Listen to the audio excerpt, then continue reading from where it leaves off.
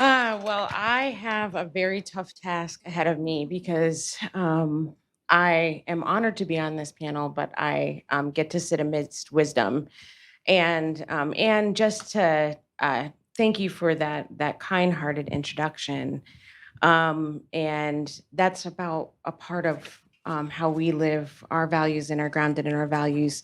But the quote from Janine is one that shifted our frame, and we really took the invitation to sit with abundance and joy. And to really anchor in what we value, which is centering the wisdom of children and families. Um, so I'm going to start by saying parents and caregivers, that's what makes this society thrive. Parents and caregivers is what makes this society thrive. And as Anne said, all parents wake up each day with aspirations for their children and do everything in their power to provide those opportunities. We as a society can do so much more to make sure that we are meeting parents and families where they dream. And when families have the opportunities to use their assets, their resourcefulness, their ingenuity to ensure families can prosper, every single one of us prospers. We have a collective accountability. That's what I believe. And we must do everything in our power to support um, the social change that really centers families. And that's why in every conversation about policies and systems that serve families, they should start with a fundamental question: what's best for the well-being of children and families? And to answer this question, we must turn to the perspectives, but not only the perspectives, the wisdom of parents and caregivers, because you must be at decision-making tables. So I am grateful to be joined by three such parents from Aspen's Parent Advisory Board. Valeria Martinez, directly to my right, who's an Ascend Parent Advisor based in New Mexico. Valeria was born and raised in Albuquerque, New Mexico. She's the parent of two boys, Jaziel, Ivan and Evandero Mateo, who are the light of her life. For more on her bio and the exquisite bios, turn to your online program. Next to Valeria is Kimberly Mitchell, parent and grandparent advocate based in DC. Kimberly is a lifelong Washingtonian, entrepreneur, and a dedicated mother and grandmother. She's a skilled makeup artist and skincare specialist working at Macy's, where she is a proud union member and worker activist for the United Food and Commercial Workers, Local 400, UFCW. And finally, last but not least, Cristiana Ortiz, Ascend Parent Advisor, who is on the post-secondary Success for Parents initiative that Anne mentioned just now. Cristian has an associate degree in writing and literature from LaGuardia Community College and is one semester away from earning his bachelor's degree from Hunter's College. Woo, woo. And Christian has a 9-year-old daughter. So I'm going to jump right into questions. And I'll start with Christian and Valeria. Tell us about how you connected with the organization that nominated you to be a parent advisor, what brought you to those organizations, and what has changed for you as a result. Ladies first. Good afternoon, everybody. So what brought me to the organization is I have a family connection with Southwest Creations, and I was offered to take my two boys to what they have daycare for their employees.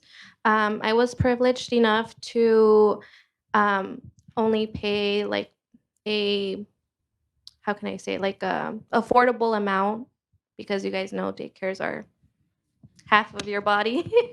So I was privileged to take them, and it's honestly been such a great help, and I'm so grateful for that. And how I got connected with Ascend is I was offered this opportunity to be a parent advisor. And it was something very different for me because I've never heard of something like this, but I've been so happy and honored to be here because it's a very diverse group, which I love. So yeah, that's pretty much it from my end. Um, for me, how I got connected with the program that nominated me, it was I actually dropped out of high school and then went to a GED program to try and make that up. At the time, my daughter was probably like 2 or 3, and it was like she said, "Daycare is half of your body," and I was paying my bills, paying for daycare, the struggle, the beauty in the struggle, right? That GED program didn't work for me, so one of the instructors there directed me to this program is right here on my little clip. It's called the CUNY Fatherhood Academy, and it's for young fathers ages 18 to 30. Just to sum it up, what it did for me was it gave me direction. It made me feel like a good student. I was, getting all their awards and doing what I had to do, going to work, taking care of my daughter. Fast forward many years now. I won't go into the detail with the story, but I'm now mentor coordinator for that program.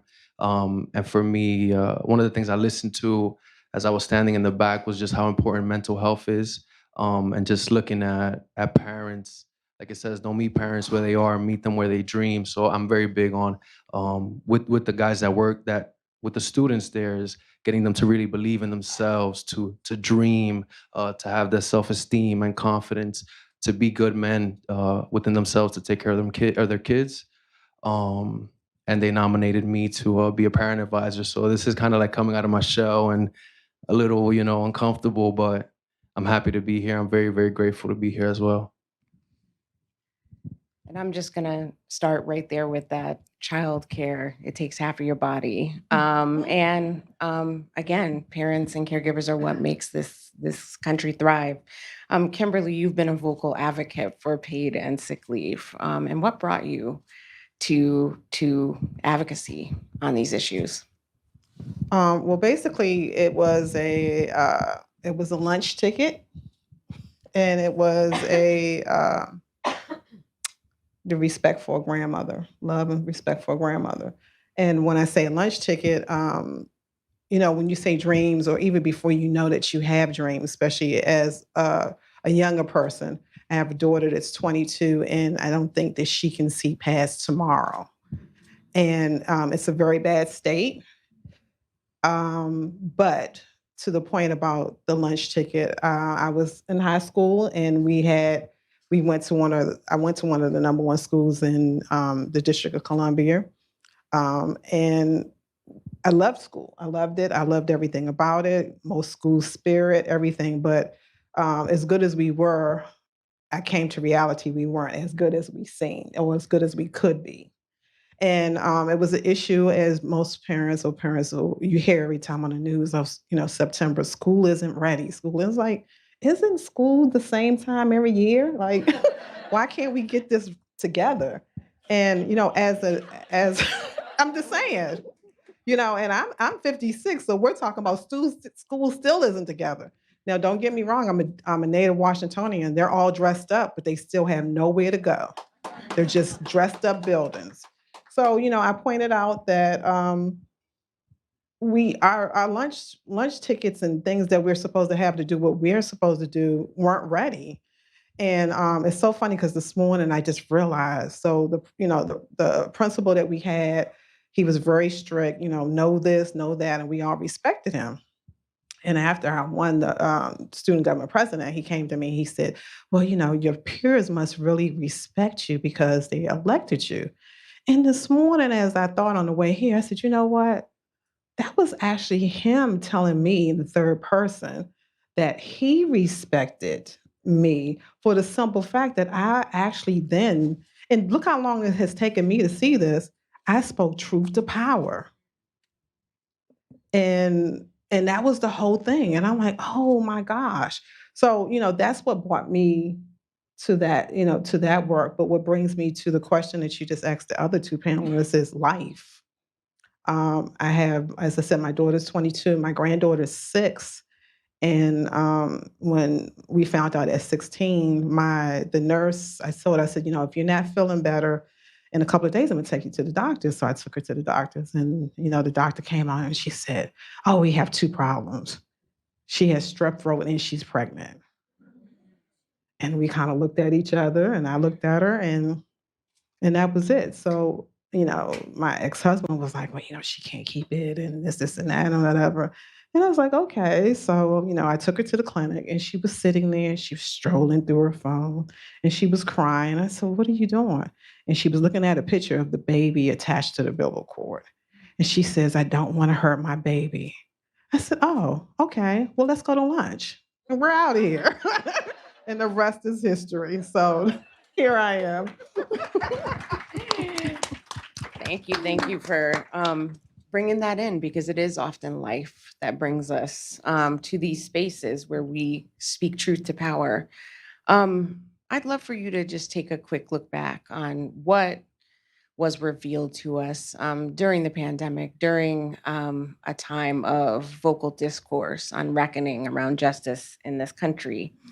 And can you share with me what are the types of the supports and resources that were especially important to you, your children? And what do you think should stay in place or should have stayed in place? You talked directly to me? Oh. All three. Well, and so I have to say you stole my thunder. But I'm loving you guys because I felt like this is the place I should have been. But God always puts you where you need to be at when you need to be there. So I'm in the right place. So my thought to that question was, first of all, because of the blessings of my granddaughter, I could not afford my health care was a real struggle. And I had some issues that needed to be taken care of. And when my daughter was pregnant, because of her age, she had to come underneath me. So I was allowed to get insurance along with my daughter and my granddaughter. So my thing is universal health care for all. Um, yes. And the second thing with eggs now being, I don't even know, because I think I was running around the yard getting more Easter eggs than my daughter was. I was like, oh my gosh, they're free. So, universal lunch, universal lunch. And the last thing would be really from the human side, compassion. Because I don't know what in the world happened. It was like we had it for a minute in the beginning of the pandemic, and it just went out the door afterwards. So that would be, yeah. Cristiano or Valeria, do you want to weigh in? Just I guess throughout the pandemic, it was a privilege to be able to work. I just kind of locked in on what I was doing was assisting those young fathers in my program, um, and bringing it every day, just bringing my heart and my love and, like you said, compassion, um, and kind of just really looking at them as human beings. And then I taught a life skills class, and it was kind of like, this is something I advocate for, is like free therapy. So we would just let these guys come, and we would talk, and it was kind of like, take your tie off. And excuse me for saying this, but it was like, for this hour and a half, if you want to curse, as long as you're not offending anyone, if you want to let your stuff off, this is where we do it. So we were doing that a few times a week. Um, and it was just a blessing to be with my daughter, raising her, because there was a point in time where I was in school full time, two jobs, and being a full time father. There was times where I would take my daughter to work with me, which was great because I could teach her little things, like I'll have her do math on a whiteboard on the side and stuff. But I would leave home, my daughter would be sleeping. I'll come home, my daughter was sleeping. Am I really raising the kid, or am I just watching her sleep? So the ability to just be there, I didn't feel stress. I think a lot of us became like teachers at that time as well with our kids. So just being able to be present and not just be the father that, oh, dad's at work. And like for me, my mom used to say, the only time my dad would be called is if it was time to discipline me. Don't do that. You want me to call your father? But he's not here. He's at work. So it's just the ability to change that and see the positive in that. Yeah. So for me as well, I was privileged to still be working. Um, I work for this company called Leidos, and I'm through the IT department.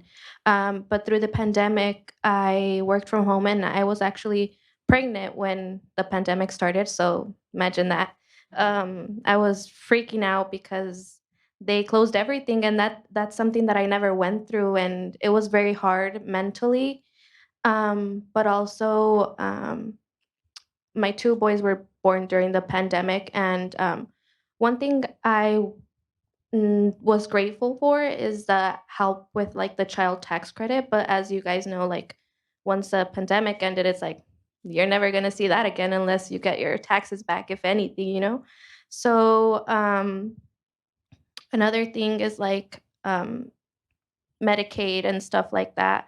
I feel that it's kinda hard when you want to go up with your job, but also you're like, "Well, if I go up, more money, right?" But then again, bye-bye health insurance. So that's kind of what's also been, like, something to think about because, I mean, what I think about first is my boys. I don't think about me. Like, you can take it away if you want, but my boys is what I want them to have. So I feel like, as Kimberly said, Christian, like medical, like insurance, and even like help as one other topic, like food benefits. It's also been something hard. Like the eggs are probably like $10, I want to say.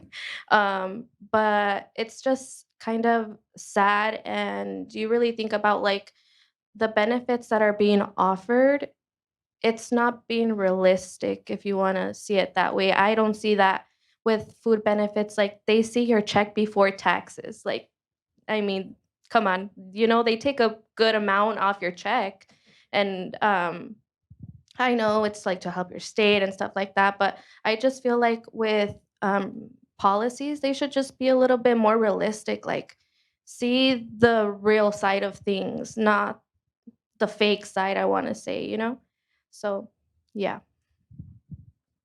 Thank you for that. And, you're hearing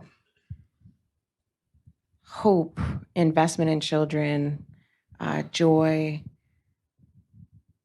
and understanding and a reckoning that unfortunately during this pandemic, work was a privilege for so many instead of an ability to sort of participate. And I just want to hold that because we also heard ingenuity. It may be funny, but like parents are out there day to day doing the hustle of picking up the Easter eggs when they are free, right? Because that's how you provide and you will do anything. So I'm going to ask a few more questions and then I'm going to turn it over to the audience and get your thinking caps on. I know some questions are coming in online. I'm sorry, I really have to say this. Yeah, please do. Best egg salad ever. Best. Always keep your eye. So Grandma. now wave the magic wand, and aside from the best egg salad ever, if you could change one thing, one policy, one thing that would help your family thrive, what would that be? What would it look like? My questions to all of you. Okay, you guys, come on now. Mine would be that we have got to get schools and teachers the money that they need to educate this next generation and beyond. How can we say that we're in the United States of America and we are not moving our children forward or investing the money into the people who do that work? It is way past due and it has to start. They owe us everything. I had to put my granddaughter into a private school. Yes, DC has a lot of benefits. I wasn't able to qualify for the benefit this year because she was too young, but I had no choice. I was going to a public school that she was in that was free, and everybody knows that free isn't always free. And what was we paying the price of on her education? because we're not paying the teachers' aides enough money to make sure that they're giving the teachers the support that they need. And so what was happening is I was coming to school, and every time I turned around, she was outside on the playground. I'm like, okay, why is everybody outside of the playground all day long? Just in case if you don't know, as you already know, with the public school system, you have to have so many adults per child. Well, when you can't have that, then you have to bring them out on the playground so that the teachers that you do have in the building, they do add up to make sure that they're covered for that policy. But one day I showed up and I didn't know who these people were. They were the administrators from inside of the building now watching the kids because nobody showed up. Why nobody is showing up? Because they can't, they're overworked and underpaid. So now I have her in a private school where I'm paying. I don't even know if her teacher, who is a great teacher, is going to actually be there next year because she's tired. Unfortunately, because of all the ends and stuff that I have to run around and do, I can't give her the support that she needs. But am I actually, yes, parents do play their role, but as a society of who we are in the United States, we can do better. And we're talking about, I understand free college. Let's deal with free pre-K and free pre-K for all. Thank you. I like that point you made, and I think on the other side of it, you have some young people that would love to teach, and they're not teaching because they're like, I'm getting 30,000 to teach, what? You know, and it's just the truth, and it's like that was like me when I got my first degree. I was fired up. Yeah, I'm gonna be a teacher. We're gonna change the system. I'm bringing Malcolm X back to the classroom.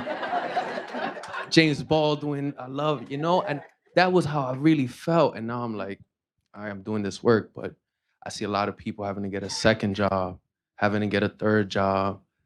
And I talk with people, and I'm like, man, you should take a day off, man. Take a day off. Cause another thing is like, I'm at the point now where it's like chasing wellness over success and purpose and all that stuff. Cause like, what does it mean when you're working and working and working and then you get cancer or you have diabetes or something? That's what I dealt with in my household. My mom was a teacher and she developed brain cancer. So for me, I'm really, and aside from that, I'm big on I think one of the blessings in the pandemic was we saw mental health spiral up and down. And I think that, I guess if we could shine light on that, for me, I wouldn't say anything particularly into my own household, but it's just like you create the world you want to see. What happens in your household eventually becomes the world that you want to see. So I'm just really advocating for that, is to, even because I live in New York, and all the guys I work with, they're all fathers, it's particularly men, and they're in the struggle. They're in the struggle. They don't want to go, oh, you want me to go to class? Cool, but my belly's rumbling and my son's belly's rumbling. What am I gonna do? Math, 1 + 1 = 2? I'm good. I want to go to work. So it's also um, having, programs and stuff that allow these guys to work. Because there's one thing about, a man wants to feel competent. A man wants to feel that he can provide. Even if he says, I don't want to pay for everything, but he does want to feel that he can provide. And it's hard for men to go to school and have these dreams if their pockets are flat. And that's why we see crime rates constantly going up, mental health constantly going into the negative. So programs that allow these young men to work, to say, or and women as well, come in.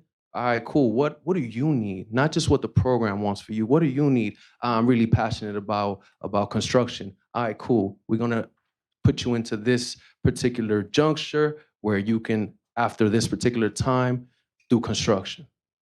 And I think that's what helps the household. Is meeting them where they want to go. Thank you for that. Last but not least. So what I have hope for is just that like policymakers have a more realistic view of things. Yeah, there can be so many benefits, free childcare, but it also comes to be like, me as a parent, am I comfortable leaving my child there when I'm seeing all these things happen to innocent children? Why? Like, what's the reason? Or am I going to take my kid there just because it's free? You know? So I just hope for more realistic views. I do know like teachers, caregivers are underpaid, but why? If they're taking the biggest role ever, as in kind of raising your child, to be the best that they can be, as well as the parent. So yeah, that's my hope. Thank you very much. So we are going to turn to your questions. I'm sure there's some burning ones. We have a mic out. And let me see your hands. And while we wait for folks to ask questions, I'm going to ask you one more. Valeria, you answered this question about what gives you hope. But I wonder, who and what are you seeing that gives you hope that we can make progress forward? Who and what gives you hope that we can make progress for your family? Who gives me hope? I mean, my boys, they're what makes me think that everything's gonna be okay, you know? And what also gives me hope is programs like this, events like this, that they're hearing people from like the root, like you guys are seeing the reality and getting the feel and actually knowing like, okay, well, you know what, this is going on, and we're not seeing what's actually going on. We don't see how things are actually playing out, because yeah, you can make policies and that, but how is it actually helping? Not what you think, but like what you see.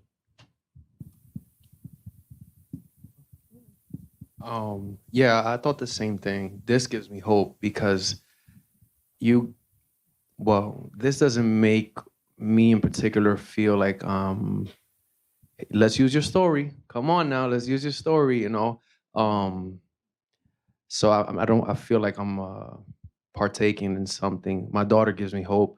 Um, my daughter was born a year after my mom passed away. So even that transition gives me hope. My mom was very helpful, very loving, very kind, and she was a teacher. So I'm just trying to do the work. Not trying. I think they say trying is the active state of not doing. So just they say I'm gonna try. So this gives me hope. My daughter gives me hope. Yeah, that's it. Yeah. Well, with that being said, I like to say, I wake up in the morning, I'm like, Lord, if you don't do it, it's not going to get done. And so because most of the time I'm looking at my granddaughter, and she is going through whatever her morning routine is, but she definitely gives me hope. Not that my daughter doesn't, but as you know, when you're a parent, you look at things different when you're a parent. If for those of you who are not grandparents, boy, it's a lot different. And I'm trying to now pass on that legacy that my grandmother, who watched me from the time that I was 9, with me now watching my granddaughter from birth to now, and just trying to instill in there and try to set a better example for my daughter, and do things different. So, and of course, all of you guys give me hope because you're in partnership. This whole building, this whole institution, they are connecting all of the dots, and to know in the world of the other folks who are out there connecting their dots, that you guys are all in the room. And so I look forward to working, getting involved in whatever I can. I'm passionate about this work. When they say, what would you do for free? This would be it. So thank you Wow. very much. But you shouldn't have to. There you go. This is true. All right. So turning it over for an online question. All right, all right. This is from our friends who are joining us virtually. It's from Ken Porter Hutton. What else can we do to support programs that support parents? Many programs seem to be struggling. Well, to that point, the reason why they're struggling is because a lot of people stand on the sideline. You can't stand on the sideline. You have got to be present. And a lot of times, some people who are doing this work, as we already know, they're not in it. they're not stakeholders. And so to the point that you guys are on the panel that you are on, I tell people all the time, you can't do this work and you don't have somebody who's in a struggle. And because you miss it. It's not that you want to miss it, but you do. You have got to live the life that that person is living.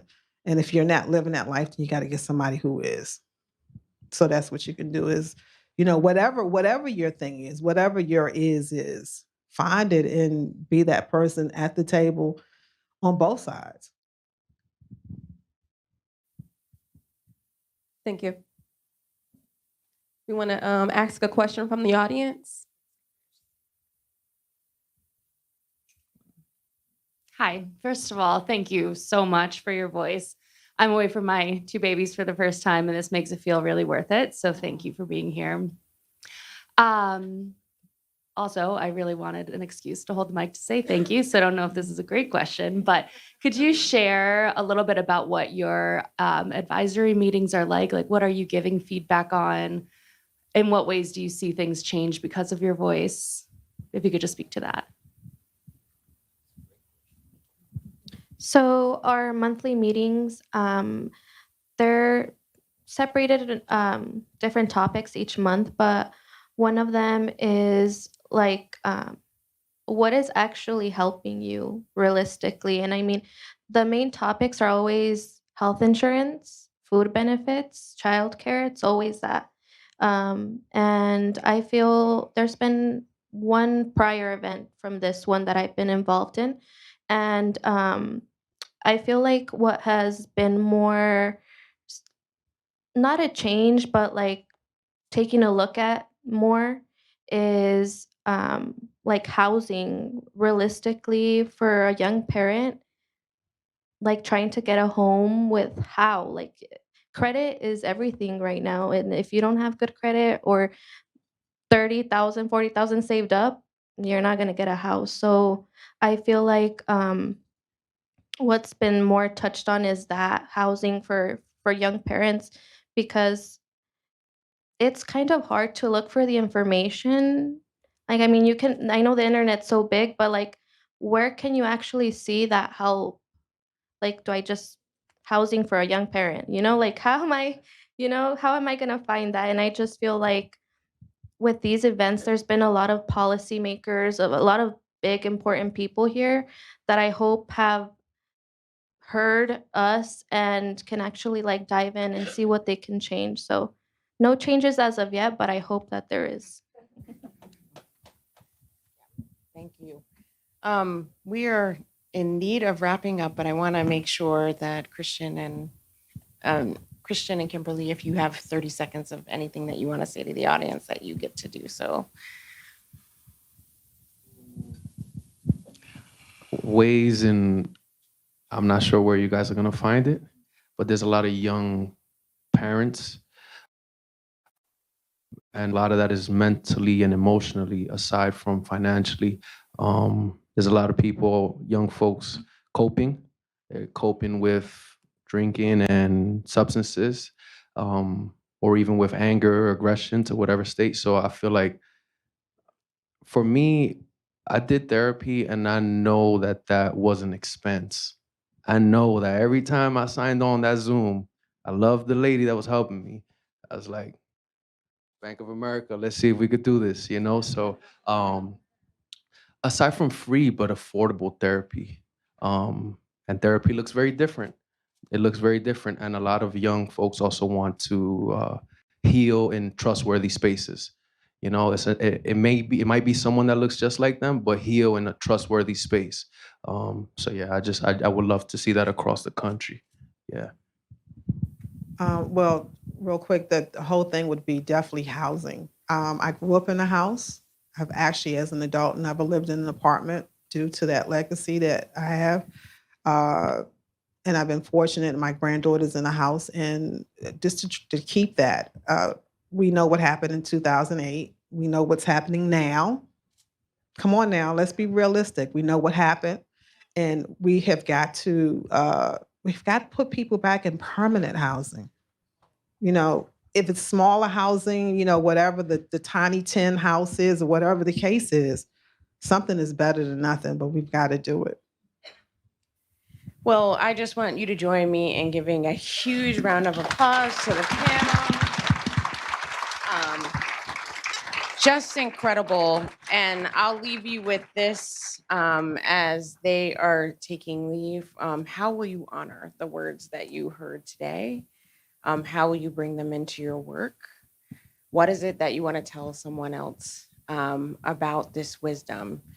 Because it should ground everything that we do. So thank you sincerely for your time today. Thank you.